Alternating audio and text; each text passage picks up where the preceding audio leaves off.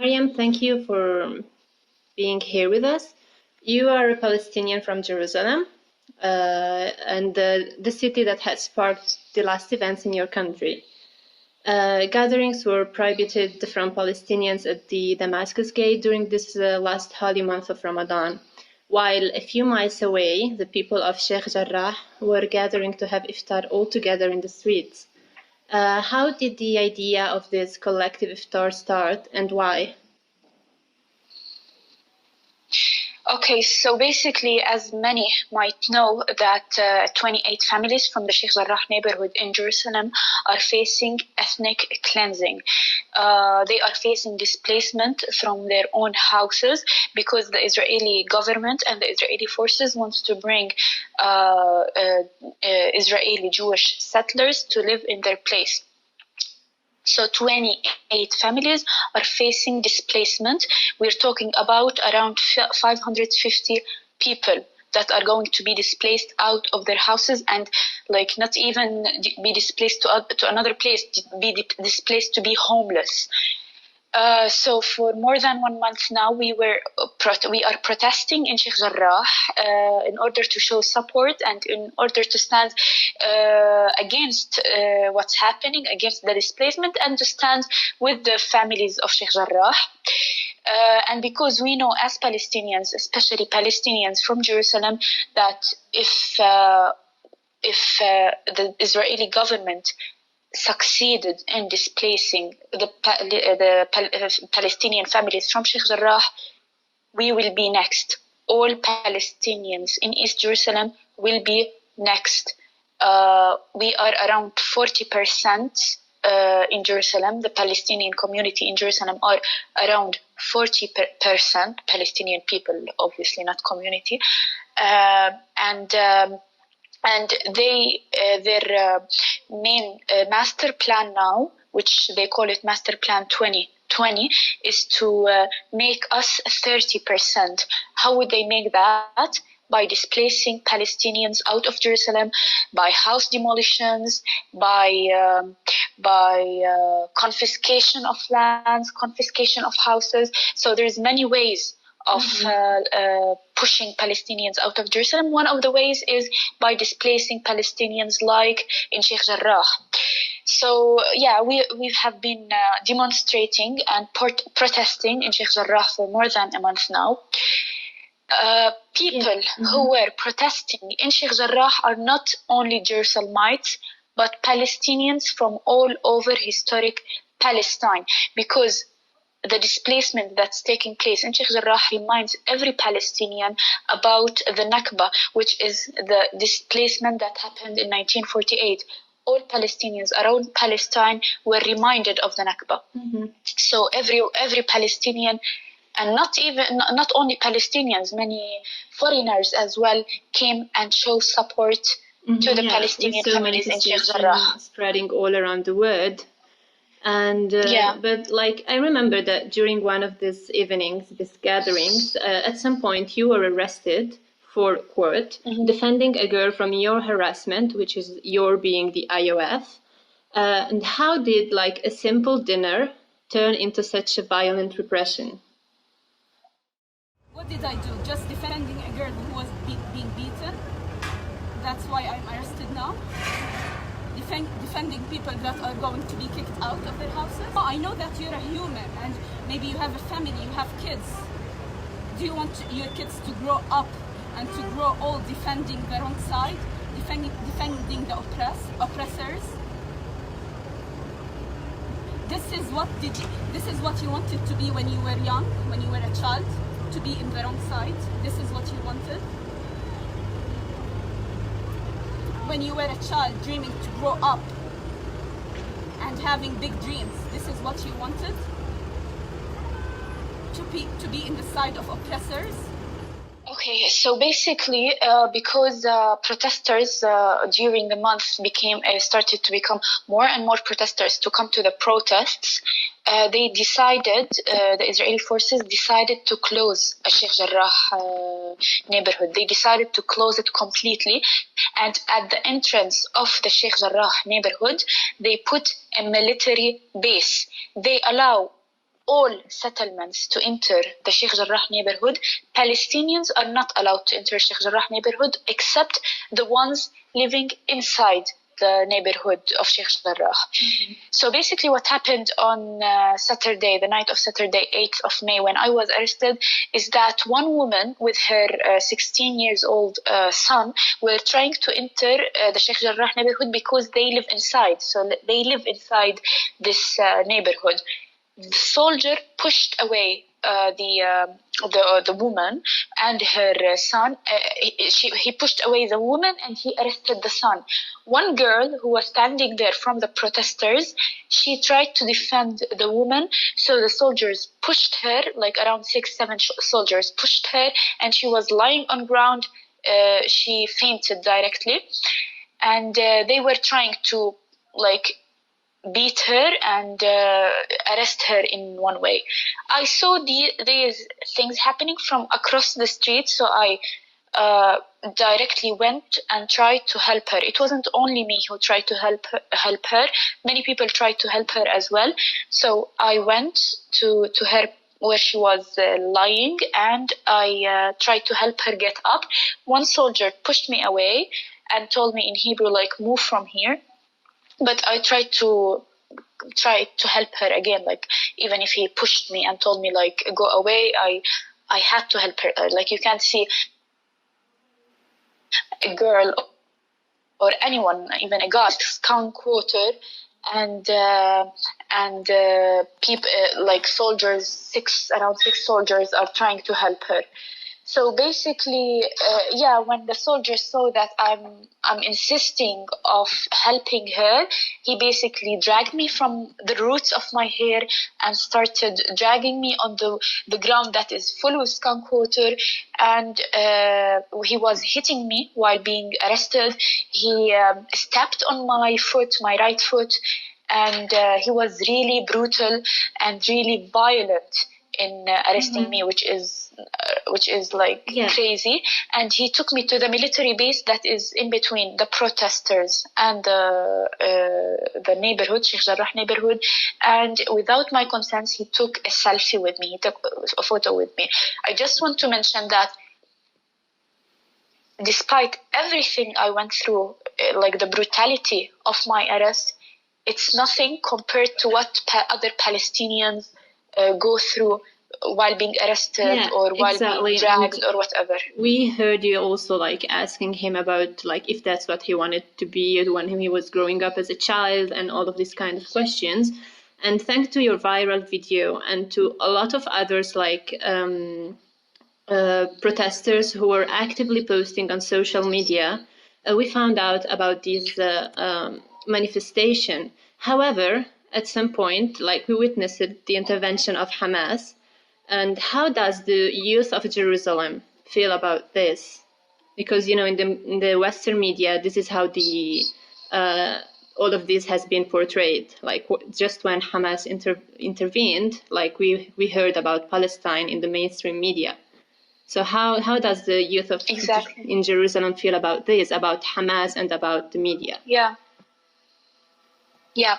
So basically, the one I was interrogating was not the soldier that he arrested me. It was a police man who dragged me to a place that is unobvious in order not to interact with the media, because you know my videos went viral while I was in the middle of the base. I feel, and we Palestinians feel, how unjust is the media internationally. It is totally unjust.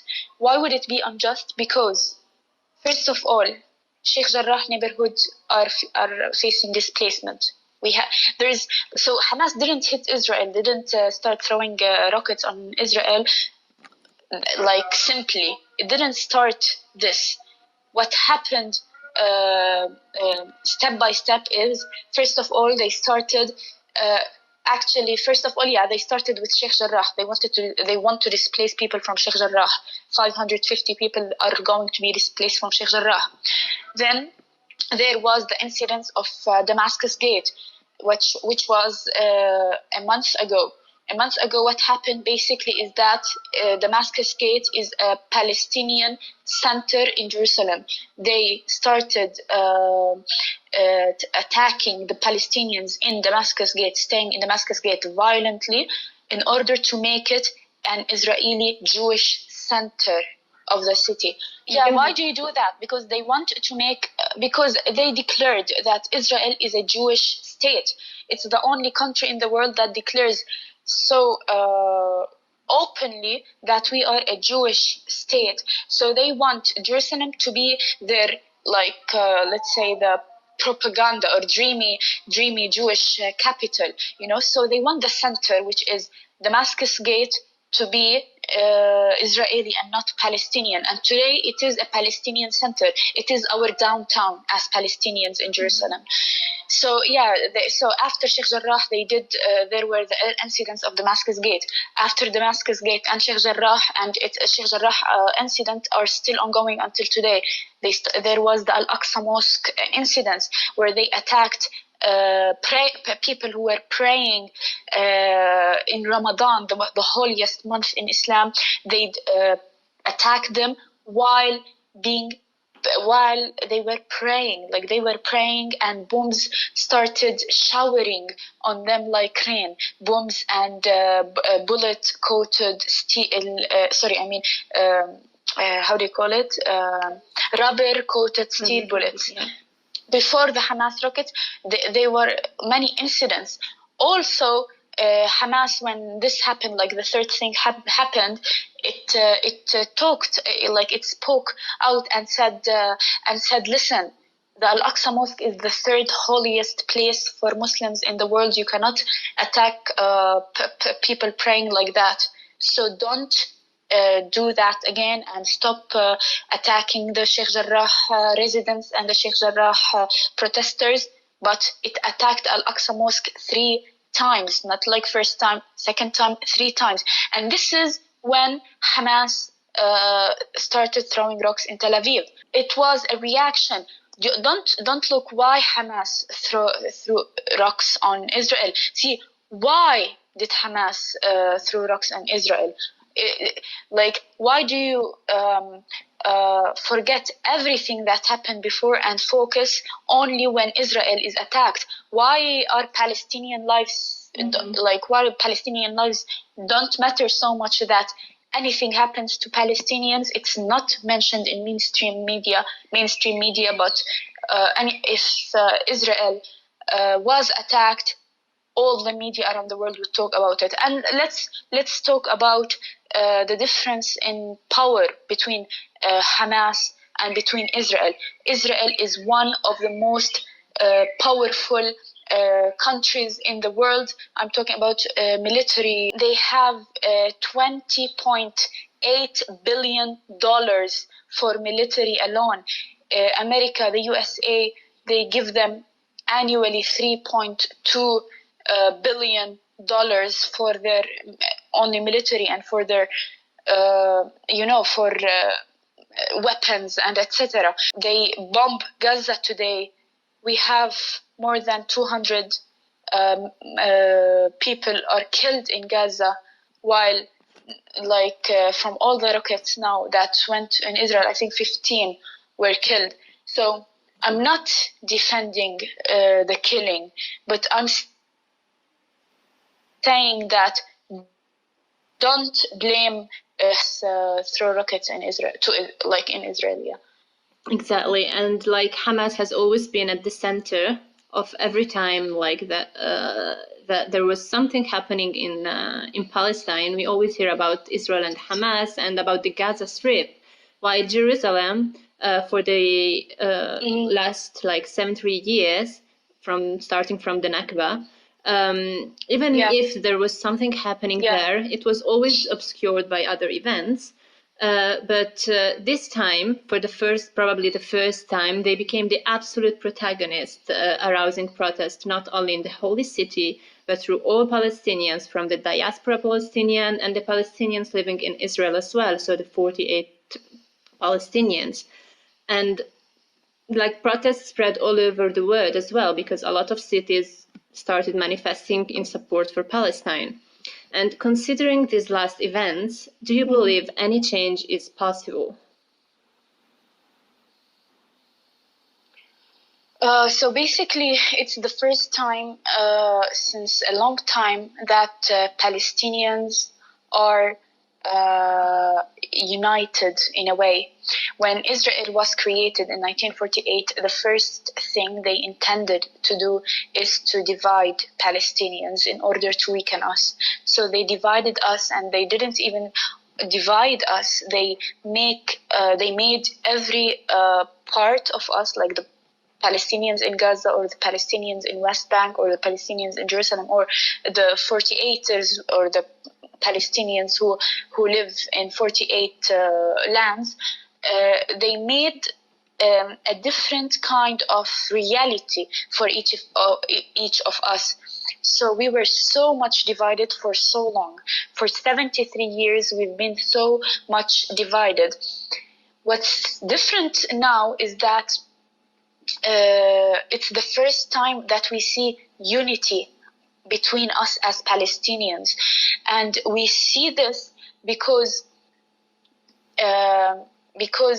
attacks against Palestinians are happening all over historic Palestine. Attacks on Gaza, like bombing Gaza all the time. Attacks on West Bankers.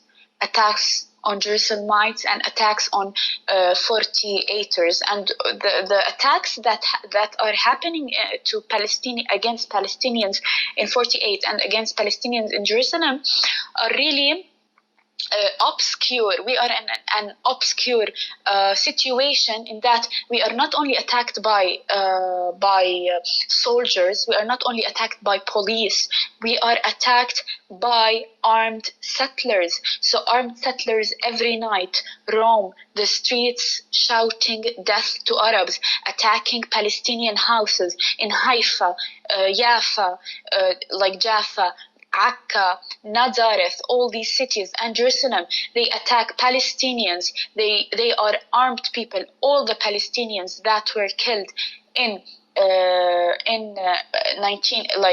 48 lands were killed by settlers, armed settlers, not soldiers. And this is more frightening because you would expect to be killed by a soldier, but you wouldn't expect to be killed by a local. Isn't there any police intervention? Any, like, they're just roaming around the streets? No, they are roaming around the streets. In Lid, for example, which is a city southern of Tel Aviv, in Lid, the police were literally walking with the mobs. With the settler mobs. They were walking with them. Before, we thought that these settlers were, gathering and deciding all what they're doing, like the attacks against Arabs through WhatsApp groups or whatever. But today we could see them, like in Jerusalem, which is like really close from my house.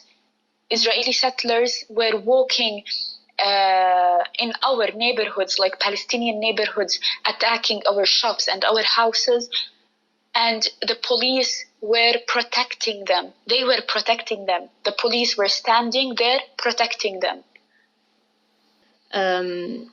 You are a musician, and you started protesting by having dinner, like the culture, like music and food.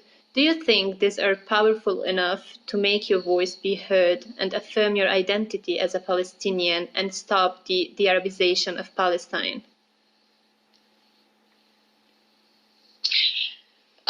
Yes, because always the colonizers are so arrogant in a way that they think that the colonized people, like the Palestinians here, are immature and are uneducated and are not cultured, like they don't have any culture. This is the thought of any colonizer, and because they are the powerful and their media is so powerful and their propaganda is so powerful, they spread these thoughts to the world that Palestinians are they don't have a culture, they are uneducated, all these thoughts, all Palestinian minds, like let's say the real Palestinian minds, were either killed by Israel or imprisoned. They are today imprisoned. So basically, what's happening today, especially we're using social media with it, is that we are showing the world, we are showing everyone that we are not what Israel has spread about us. We have musicians, we have artists, we are really educated, etc., etc., etc., and we are using social media in order to spread ourselves. The Israeli media and the Israeli propaganda is so powerful. We as Palestinians, we don't have representatives. We don't have, for so long, we couldn't spread our word and our message to the world without intervention by organizations or by producers or by media platforms or whatever. Today, we are the producers of our stories. We are the producers of our messages. We are using social media as our weapon in order to produce our stories and in order to share our stories to the world and to teach the world and educate the world about ourselves, because the world was manipulated for so long with the Israeli news and with the Israeli propaganda.